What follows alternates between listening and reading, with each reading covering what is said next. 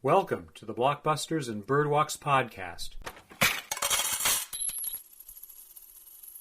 I am the curator, Garrett Chaffin-Quiray. Today we have a conversation with a friend, Ed Rosa. That's me. Hi. My filmmaking partner and I have a YouTube channel, Toothless Richard Productions, where you can see a number of our short films.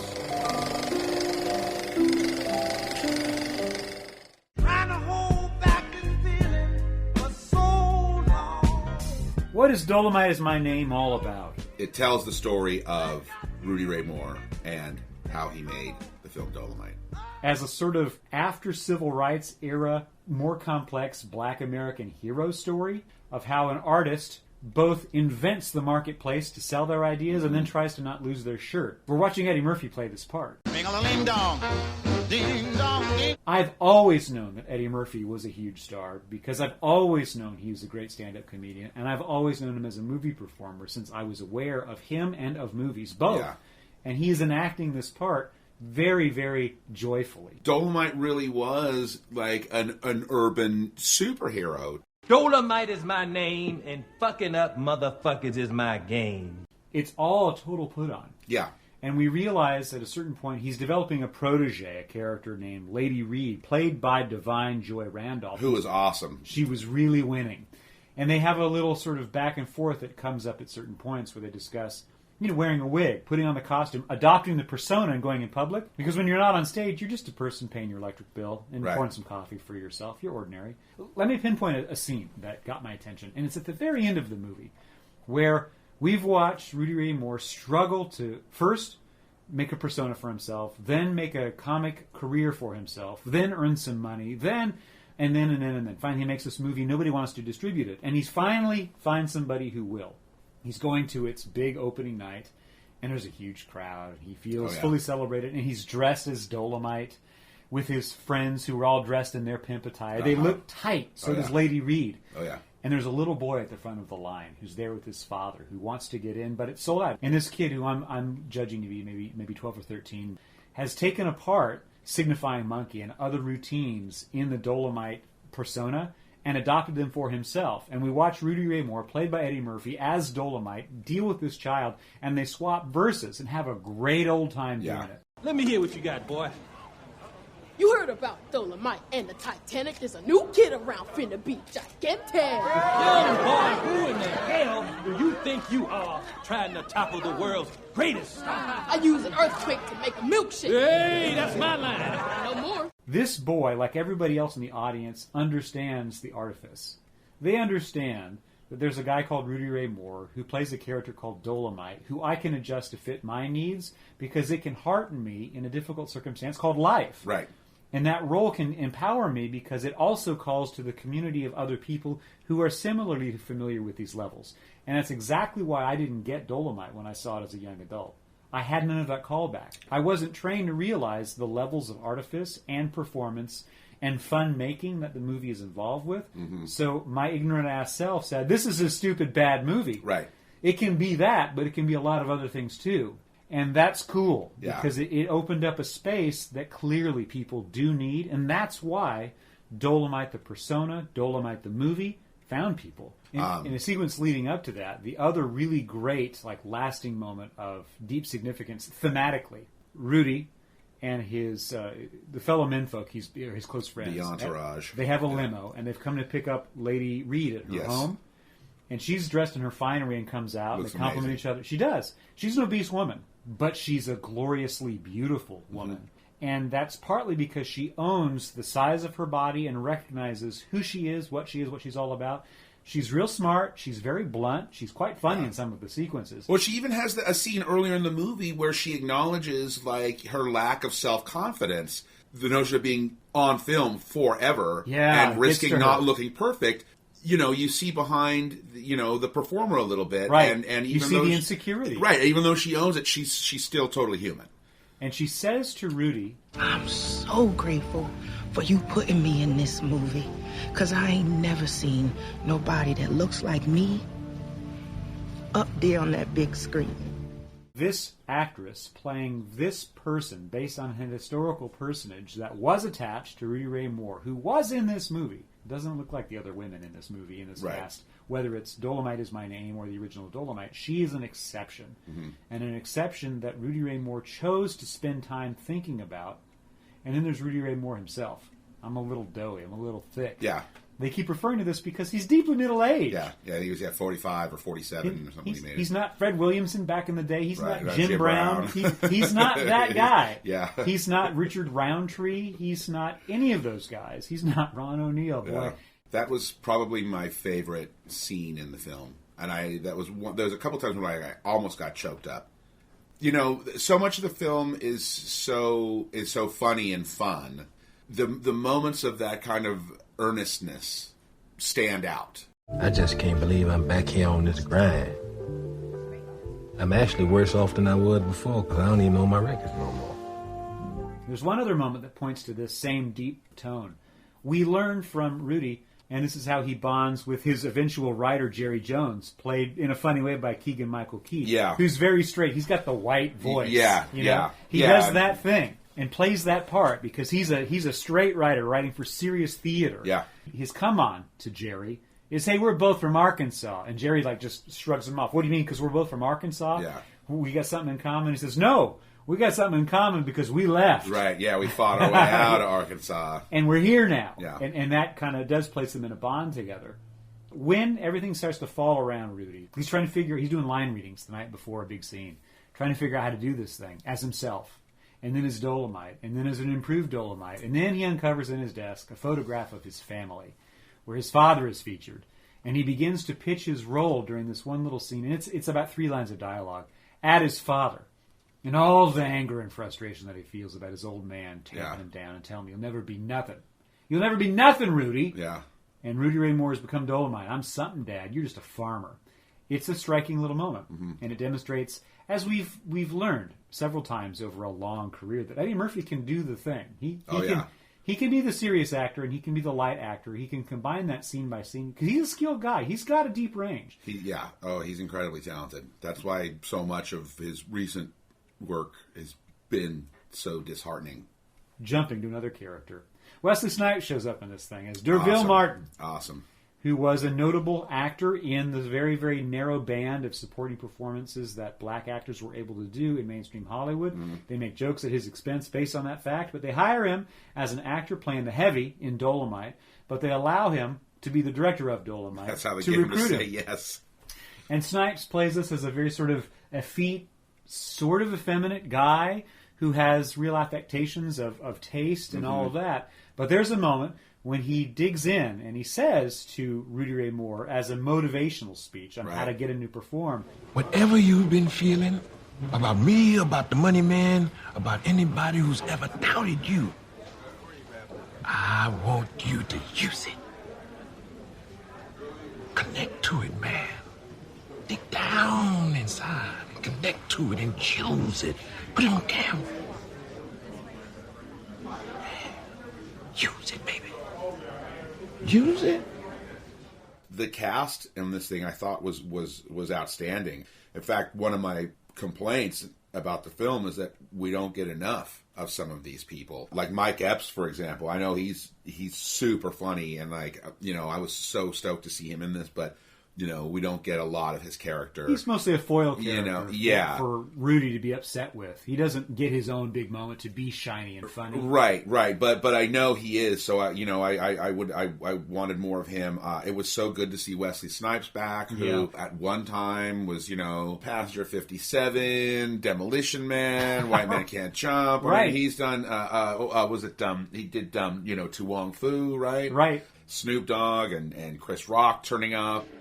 Bobby Vale in the morning, WFKK, Indianapolis. There are 2 white characters in this movie that I want to emphasize as valuable because one, played by Cody Smith McPhee, who plays a UCLA film school student who shows up with a bevy of buddies thinking they're going to get a job on a union shoot and get some real cred so they can graduate and then they realize quickly that's not quite what's going on, but by the way, if you want, you can be the director of photography. So he's, okay. Yeah. So you watch this kid who looks like he's 18 or 19 years old. They joke about how he's probably 15. We watch him take a subordinate position and take leadership and direction from a black man. With arguably less experience at filmmaking. And accept that that's going to be okay. Yeah. And I like when I see this kind of thing, this typical racial reversal of hierarchy.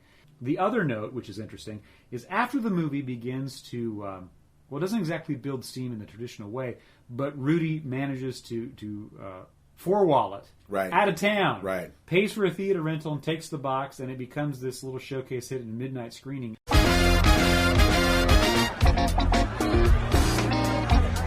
Then a distributor who had earlier refused him come to the table and said, we'd like to buy this movie. Yeah, DPI. The guy who plays that part, that's Bob Odenkirk, and we know him from Better Call Saul and Breaking Bad. And he's a comedian. Show. Yeah, and he's great. One of the funniest comedians I've ever seen. I've loved Bob Odenkirk since I was a little kid. And he comes to the table as this business operator who's trying to both apologize for their previous oversight, but then make a deal because he wants to profit on this thing. And so Rudy and his entourage, and then this guy, Lawrence, played by Bob Odenkirk, and his entourage, they sit down at a conference table, and both sides are very quietly menacing the other because they're trying to have an advantage, to make sure they're going to be the one who gets the better end of the deal. Right. Bob makes his pitch, Rudy counters, and they have a bit of a moment, but then they come to an agreement. And what we realize is, well, our white man knows that he does depend on the black man, and the black man's saying, you're not taking advantage of me, and they come to an equality. Yeah. That the reach each of them have is a reach the other lacks. They don't need to be cruel to each other or take advantage. They can scratch each other's back. They can share. They shake hands over after making a very pointed joke about the conclusion of Dolemite, where the bad guy is disemboweled. That they reenact in Dolemite Is My Name, and it's fantastic to watch Wesley Snipes suffer through the scene as D'Urville Martin. Yeah, with his fake intestines hanging out. Totally, just literally a rope. It's great. Yeah. Anyway, my point is, it's nice to see that white people are visualized in this story world, not exclusively as enemies, but not as the people who make this thing go. Right. They're exclusively supporting characters. They're only in a few minutes of screen time. So we give over then to this gigantic ensemble of very appealing people who are dressed in wonderful threads, who enjoy great props, who go to interesting experiences, and they all do it because Rudy Ray Moore, as himself, played by Eddie Murphy, is so sunny and up. He repeatedly expresses, I'm proud of you. Yeah. I'm proud that we did this. I'm proud that we're working together. Everybody else be damned. We're doing what we wanted to do and what we set out to do, and it's done. They were so confident in what they were doing and knowing that, believing that there was an audience for what they were doing and that they were inspirational to other people. So inspirational that they would get their friends and loved ones to do all these things just to follow him, into battle, basically. None of these people had made a movie before. Right. But they're like, okay, Rudy, we're here for you. Like, let's do this. There is another apocryphal story that is packed into this movie, and it's when Rudy has begun to have a success making his way in the world. He's celebrating with his friends around Christmas time. Y'all want to go see something? Let me treat y'all to a picture show. How about Blackenstein? Oh, I want to see Shaft in Africa. Hey, how about Front Page? The newspaper said it was the best, funniest thing in town. I feel like laughing. Let's go laugh. Let's do it. Right. Then it cuts. We watch these friends seated in a row in a theater, surrounded by white people. All the white people are laughing at the joke. Philadelphia's where you belong, making up jingles for Burma Shade. And we also watch that Rudy realizes why his friends didn't want to go see it. They leave the theater, they go out. Rudy walks to the marquee and looks at the poster, and he says, why can't we do this? Yeah. Now, I don't know if Front Page was the germ of the idea that I could take my comedy career and become a movie star. It was Craig Brewer maybe getting some of his feelings in there. Well, I'm sure that the screenwriters Scott Alexander and Larry Karaszewski were right in the middle of that thinking, this will be great. Yeah. Also, it's an apocryphal story, which is not necessarily derived from truth, but it speaks to a truth because it allows all of these churning things to suddenly come true. The same people who are shushing these men for not understanding why the Front Page is not funny are not the people who are going to go into the kind of entertainment they might make. But that's precisely the point. Right. The kind of entertainment they might make is not ever going to appear in a Billy Wilder movie. Right. It's only ever going to appear if somebody like them makes it. What does that mean? It means an overweight 40-something black man who's got a real potty mouth is going to strip naked and pretend to hump people, and that's going to be whole sequences of the movie. There's going to be weird violence. There's going to be call-outs to an audience, wish fulfillment of getting one over on the police that no white filmmaker is ever going to touch. And there is something magic about that. And some of us go, oh, that's something worthwhile. I'm glad that happened. Yeah, and then all of a sudden, then Hollywood decides somebody's making money without them, and they want to get in there, and they want to take it themselves, and they want to make their own versions of it. They're too scared to send up that test balloon, but they sure are interested in sending up a bunch of terrible ones afterwards. Once they realize making sure nothing else launches unless they're in charge. Right, yeah. Right. I got daughters, and my daughters will have aspirations with their lives. And every now and then I'll get in conversation with other people, usually dads, and they'll say something like, well, you have these ambitions for your kid. What if one of your kids becomes a stripper? That's not the path I'd choose for you. But if that's the path that you want, do it healthfully, do it well, be better than others, and succeed. Yeah. Because that's the path you've chosen. Yeah. So the reason why this analogy works for me in consideration of this man, Rudy Ray Moore's career, is his pathway as the kind of comic that he was is extraordinarily vulgar and profane. Yeah. And part of the reason why he behaves that way is on purpose, as a character called Dolemite, to carve out a space to be so excessive to then plant himself in the middle of that excess as a real person. Mm-hmm. But you need to you got to clear the air. You got to move the crowd aside. Yeah. And most people don't find that's appetizing. It's pretty insulting stuff. You add your ism, and he's presenting it. Yeah. Does that mean that's what he believes? That's how he actually thinks? I have no idea. Yeah. But the persona that he uses to illustrate his comic ideas is sharp. Yeah. And it's funny. Yeah. I watched the first half of this movie on my TV, full speakers, and I got interrupted. And I had to watch the second half with my headphones on because there's a way I don't want the people in my house hearing what Dad thinks is funny. Right. Because it's those girls I'm helping raise. Yeah. So again, the analogy of being on the stripper pole, well, fellas, ladies, if you want to be on the stripper pole, it's not necessarily the path I think most of us should take. But if you're going to take that path, do it well. Yeah. And that's sort of what Rudy Ray Moore does with his humor. Not all of us are aiming for art that's going to appeal across the world. Not all of us will be or want to be a Steven Spielberg-esque filmmaker. Some of us are going to be capable of being something much smaller on a more limited scale. Yeah. And if we recognize what those goals and limits might be, perhaps Dolemite is a goal we can achieve. Yeah. And even so, we watch him struggle to fund this thing, to assemble the right cast and crew, making goofy production mistakes, over-leveraging himself, nearly losing it all. And, of course, the final apocryphal bit that is, again, why this biopic appeals is he did make a success of himself. In the end, he doesn't OD. He doesn't get beat up by gangsters. He doesn't go to prison. He succeeds, and we tend to enjoy that in America, and I certainly enjoy it. It's the story of a guy who makes right by his choices. He made 7 films, I think it said. Human Tornado is the only other one I've seen. Actually, mine is Disco Godfather, which I actually like much better than Dolemite. It's bananas. In fact, it's funny. He actually, in this movie, he says he has this phrase that he uses a couple of times where he says, "Put your weight on it." Yeah, right. Now, Disco Godfather was my introduction to Rudy Ray Moore many years ago when I saw it because I was like, Disco Godfather, what the? This sounds exactly like the kind of thing that I would watch. Yeah. And it was.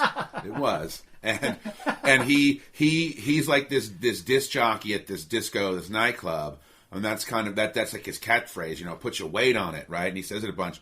I sampled it and I would play it on my radio show. They call him the Godfather of rap now because, I think he's been lauded as that for at least 20 years. Yeah. So he tasted that. He really carved out a space for himself. And I think that's the value of just following your creative impulse. If you feel so strongly that it should be done, and it should be done a certain way, do it that way. A big part of comedy is comedians that deal with uncomfortable situations in an extremely provocative way, because there's almost something cathartic about, oh my God, did he just say that?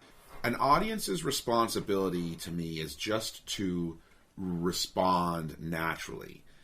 And it's not their job to tell you what they want to hear or what they want to see. Audiences are like little kids. If you ask them what they want, they're going to make bad choices because they don't know any better. But it's the artists who have to know, no, they might think they want something, but I know what they're really going to respond to and what they really want.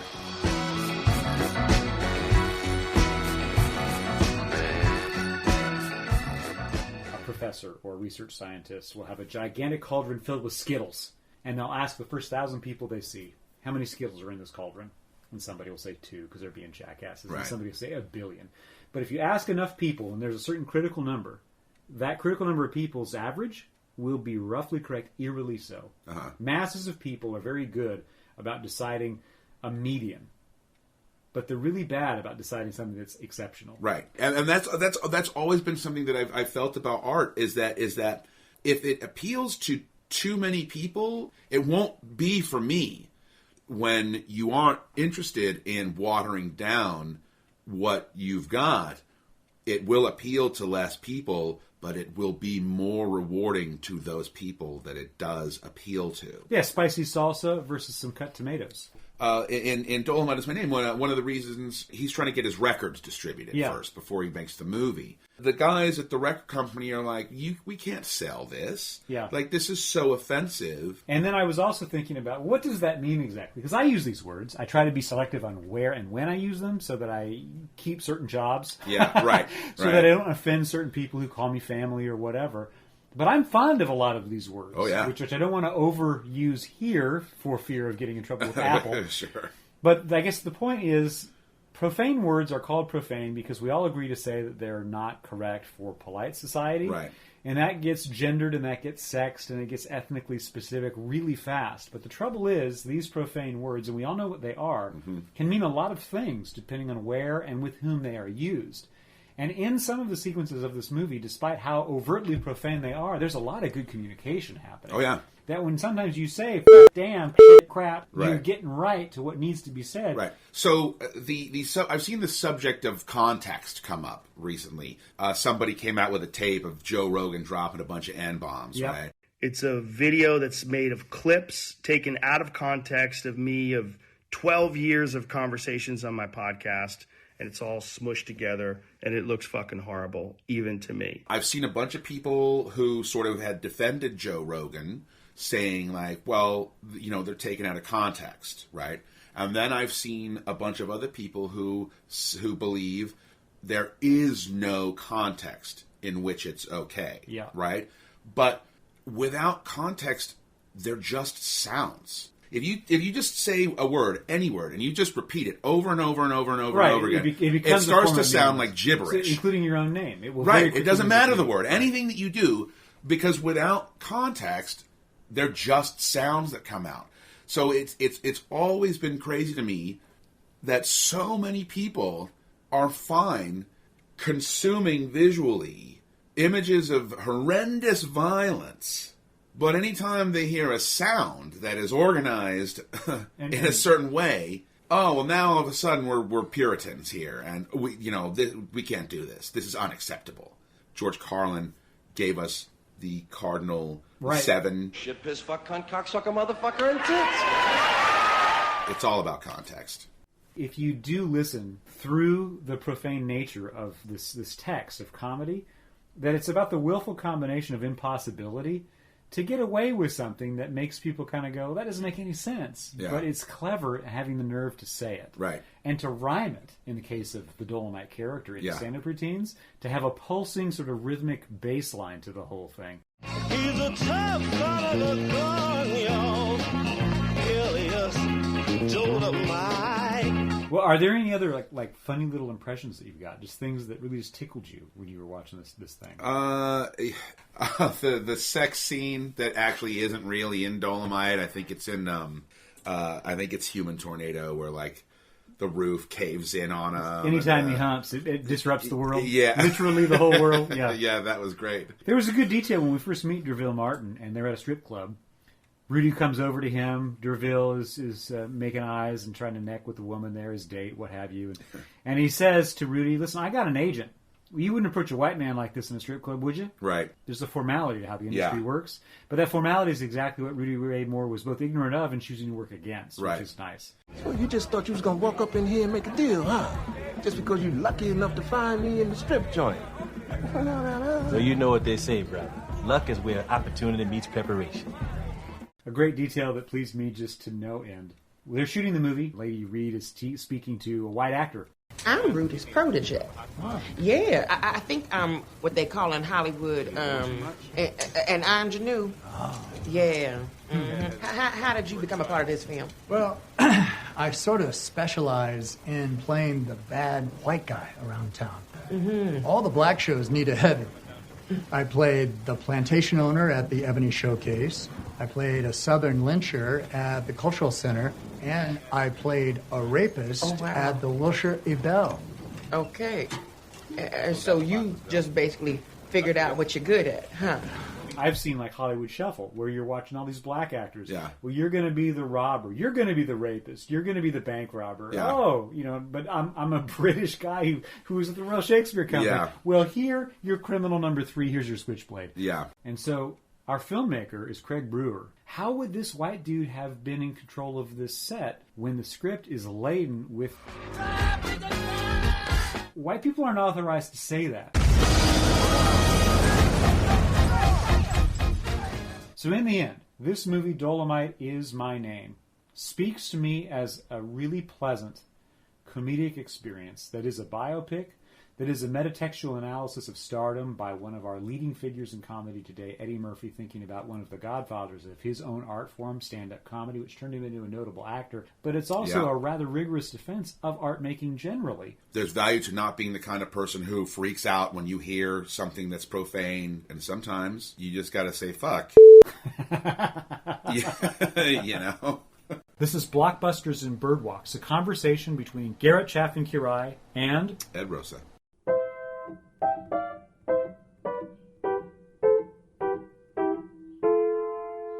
Boop boobity doo.